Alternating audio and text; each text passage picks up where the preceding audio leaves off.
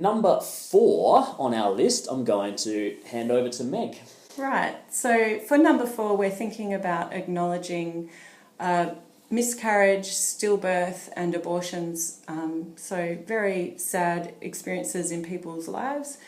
And thinking around how can we remember those or acknowledge that situation. So for my own personal experience, after we'd had 2 children, we were pregnant with the third, and I sensed that things weren't really progressing. My uterus felt really tight and smaller than I expected, and I sort of thought, usually by this stage I've felt some movement. So I went off to my 19-week scan thinking, I don't think things are quite right, and so I definitely made sure someone came with me, and sure enough, I actually think I said something to the radiologist before, I think something's wrong, so, so I knew it must be a very difficult thing for that person to have to deliver that news. So anyway, but what I guess I want to share about that is that through this experience there was a whole outpouring of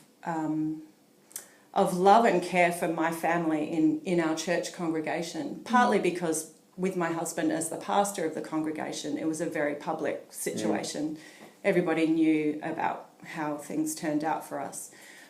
And so we received so many cards, and our home was full of flowers. We received meals and so much care and love. But not only that, what was really significant was that we held a special ceremony for this little baby who was given to us. So I got to, see this little baby in such a small little thing, who we named Christopher.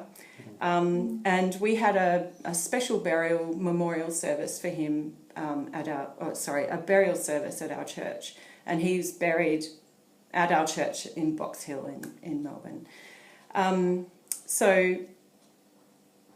But what that led to was then a special memorial service later on in the year for all people in our congregation suffering from either miscarriage or stillbirth or abortion. And so, it was a service of psalms and music and just very healing and very bonding for our whole community to go through that. It's a wonderful idea, and it connects obviously with the previous one about an annual Life Sunday is one way within the life of a church to acknowledge this whole issue, and this is another sort of one that grew up organically out of your experience, and my experience pastorally as well is that this is something that is far more common than is talked about in the life of the church, and it's so often not acknowledged. And so I think having these public acknowledgements can be so helpful and healthy for creating this culture of life in a community. So And Christopher's buried at St Paul's. That's right. Yes, with a little plaque. That's right. There's a plaque there, and I know that certainly one of the servers at communion, every time they take out the communion wine, they say a prayer, pour it around that area, and say a prayer for our little one, and it's very special. Wow. Yeah. Absolutely. But I also just think of All Saints' Day in that context. So if there have been people in our congregations who've had a loss over the last year, that could be a really good time to acknowledge that. Yeah, for sure.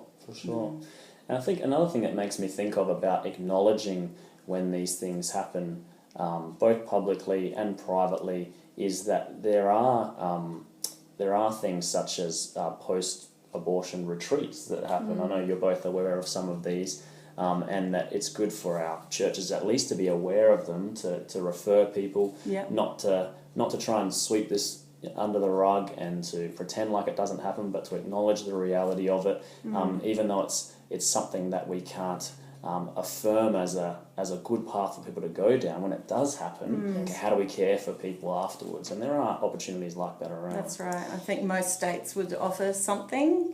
Maybe not all states. I'm familiar with a group called Rachel's Vineyard. I actually had a friend who had an abortion, I think probably in her first year of university, and she really grieved the decision that she had made, and part of the healing process for her was going to one of these retreats.